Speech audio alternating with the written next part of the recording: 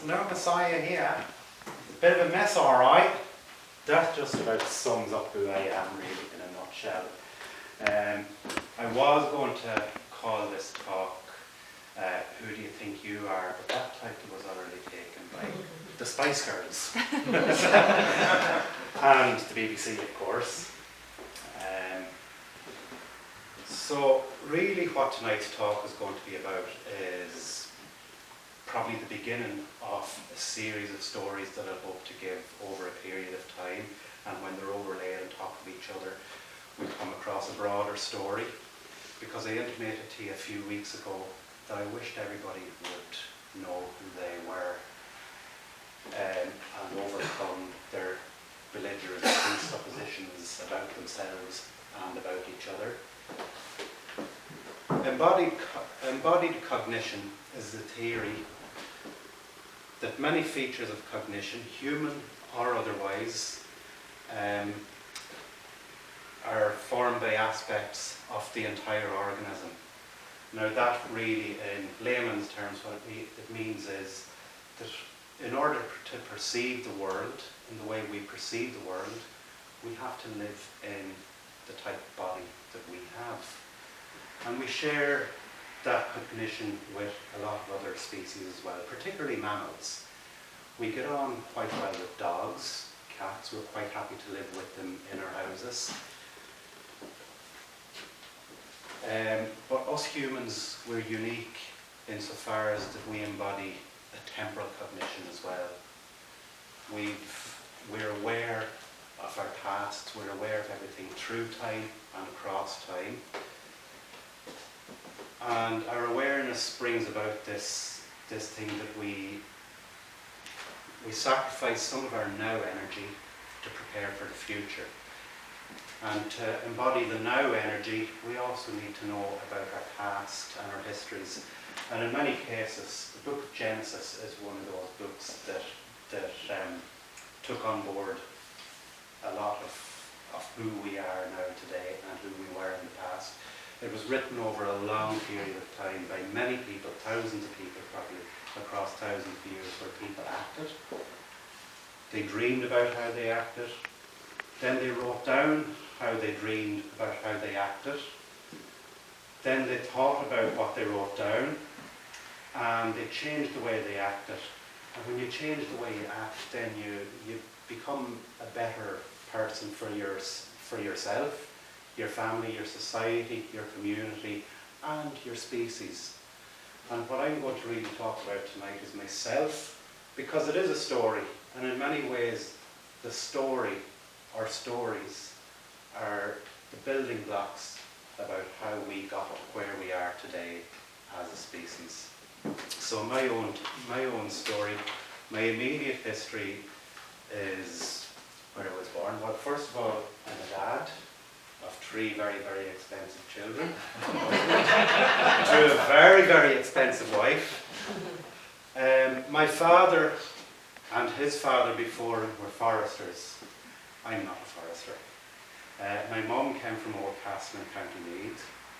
Now at school, growing up, I wanted to be a doctor, but I wasn't a great scholar at school. The sort of stuff I read in primary school, I read a lot about Mesopotamian, Egyptian cultures, saints and scholars of Ireland.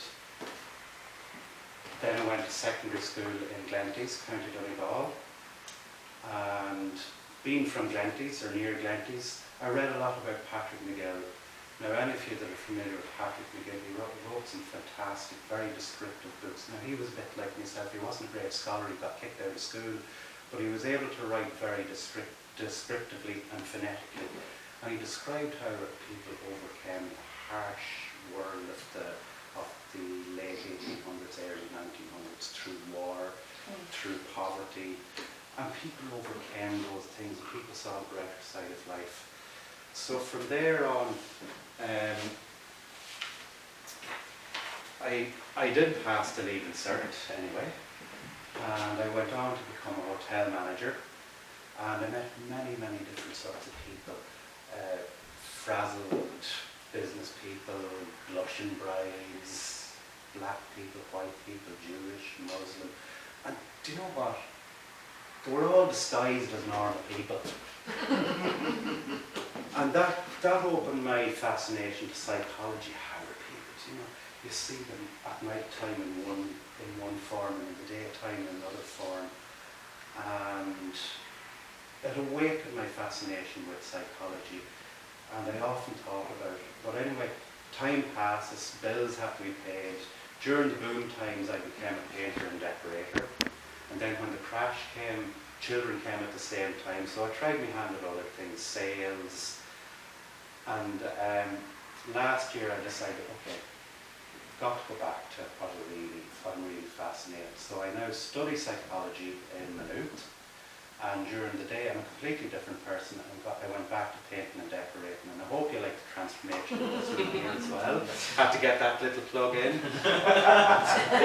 So going deeper into my history then, and I remember the night very well that I found out some of this stuff. It really kind of it made me wonder, geez, who are we really? It was at Christmas night 2004, and the internet was kind of newish at the time, and I wanted to look up a bit about my own family name, and I started with a search of the annals of the Four Masters. Now that's a chronology. Again, like the book of Genesis, it's a chronology that was brought from oral tradition and written down by the Four Masters in County Donegal. That book is now housed in Dunamon Castle in County Roscommon, which coincidentally is the seat of the Finnerty clan. So I looked up Finnerty, and Oscailga ó Fionnachta is one of the oldest surviving names that exist in Ireland today, from back when it was. And how it came about was King Éilem Óla Fulla, who was the king of Ulster at the time, was the king that reigned over a period of three long years with no summer. So he was called Fionn Shnachta, Fionn of the snow. And I was looking at how would that happen. And look, I'd heard about the Minoan eruption at Santorini, but there was also the eruption at Mount Hecla. Then the serendipity kicked in. It was like, oh, how did cataclysms change our psychology and our way of being, and did it cull people, and did this bring about the rise and the fall of the human species? And I was Googling, I think it was Yahoo at the time, there was no such thing as Google. I was Googling other cataclysms that happened across the time. One thing that popped out of the screen was a massive tsunami in the Indian Ocean. And I was absolutely shocked to realise that wasn't history, that was happening right in that temporal time that I was actually looking up what I was looking up. And that got me wondering, who the hell am I temporally? Was I still that king from thousands of years ago that was now living? And it brought me here to tonight, where I am, ó Fionnachta, living in Nosnaree, the place of the kings. And I'm here with you tonight. Now, who do you think you are? Thank you very much.